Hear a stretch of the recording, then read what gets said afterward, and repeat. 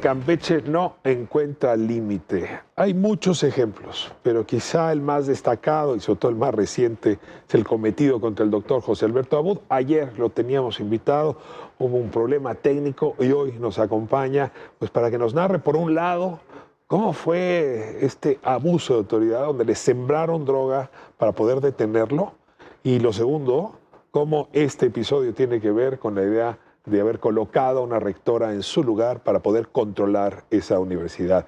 José Alberto Abud, muchísimas gracias por atendernos el día de hoy aquí a Ras de Tierra. Al contrario, Rafael, muchísimas gracias a ti, Ricardo, y muy agradecido por este espacio.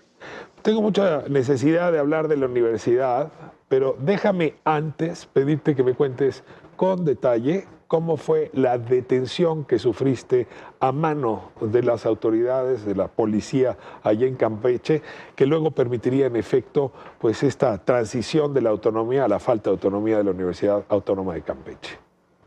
Gracias, Ricardo. Mira, la primera nota que tuvimos cuando nos detuvieron era que habían reportado una camioneta robada que respondía a las características de la nuestra.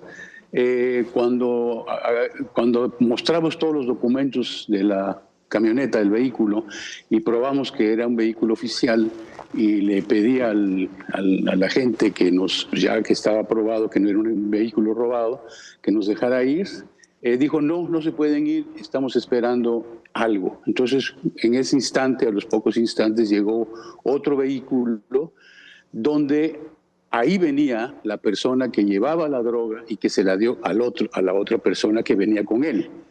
En ese momento ya cambia totalmente el escenario y ya nos obligan, una violencia verbal, bájense del vehículo, tenemos que inspeccionarlo. Y le dije, bueno, pero si ya acreditamos que no es robado, no, bájense, porque entonces, en fin, ahí empieza ya un poco la rispidez entre los agentes y nosotros. Ya nos bajamos del vehículo y esta persona entra al vehículo con la droga en la mano, pero no sabía dónde colocarlo porque estábamos atentos, las dos personas que venían conmigo y yo mismo, estábamos atentos a qué estaba buscando y dónde lo estaba buscando.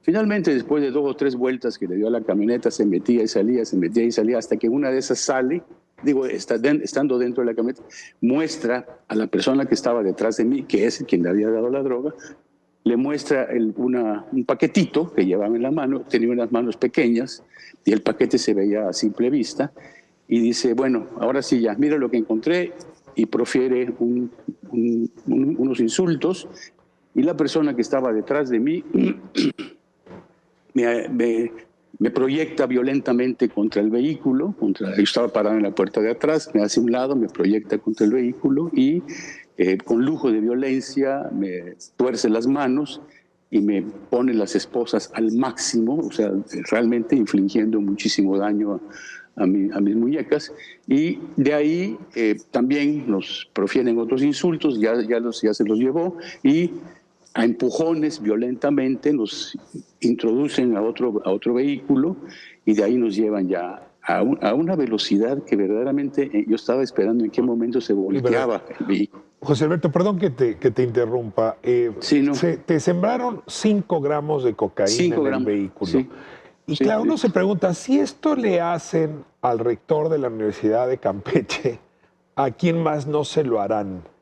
Entiendo que el agente de policía que te sembró esa droga en el auto para poder detenerte es un personaje que a eso se dedica. Es decir, tiene antecedentes de sembrado de cocaína en automóviles, digamos. ¿Puedes, por favor, compartirnos esta información también? Sí, bueno, los mismos agentes de la policía que cuando ya estábamos en los separos, con confianza nos empiezan a narrar cuál era el modus operandi de estas personas y quiénes lo hacían. Y bueno, parece ser que tienen un largo historial y ya mucha práctica en hacerlo, y exitosas además. No tanto, en el caso nuestro fue un poco menos exitosa porque estábamos muy atentos, pero sí es una actividad muy recurrida por estas personas, y es triste, Ricardo, es triste porque estas personas, yo creo que en el fondo tienen una pues no están muy contentos con lo que están haciendo, pero tienen que hacerlo por órdenes que reciben para poder llevar el salario a sus casas. Ahora, es muy difícil negar que esa orden vino de muy arriba y es muy difícil no apuntar con el dedo a Laida Sansores, porque esto se conecta con lo que pasó en los siguientes días o en las siguientes horas. Esa misma noche, después de tu detención, se reúne al Consejo Universitario, se amenaza a buena parte de los consejeros y consejeras, incluso a punto de pistola, para que te destituyan. ¿Me permites ahora completar la historia, por favor? Tienes toda la razón, así fue en un pueblo chico que se ha convertido en un infierno grande. Todo como tú también eres analista político, sabemos que la hoja de un árbol en condiciones como estas no se mueve si no hay una autoridad del más alto nivel que la mueva. Entonces es muy claro que esto fue perfectamente inducido, ordenado, etcétera. Bueno, la segunda cosa la reunión del Consejo, tienes toda la razón también, literalmente a punta de pistola, con amenazas.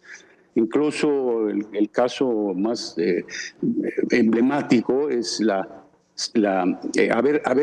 haber secuestrado literalmente a las esposas de algunas personas y mostrarles la fotografía cuando estaban en esta reunión y decirles, bueno, ¿sabes quién es esta persona? Bueno, pues está allá abajo en una patrulla y si no te pones a modo, si no firmas lo que tienes que firmar, pues ya sabes lo que pueda pasar. Secuestraron a las esposas de los consejeros para forzar a los consejeros a destituirte.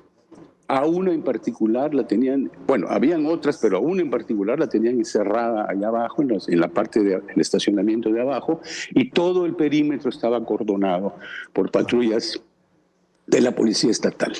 Así es como se hizo Laida Sansores, del control de la universidad, del patrimonio de la universidad, 1.000 millones de pesos de presupuesto. Y bueno, José Alberto, lo que quiero decirte a nombre de este espacio, desde luego la casa que represento, que no estás solo. Es decir, lo que pueda hacer la luz que arrojan los medios de comunicación, el periodismo, sobre una personalidad como tú, aquí lo haremos.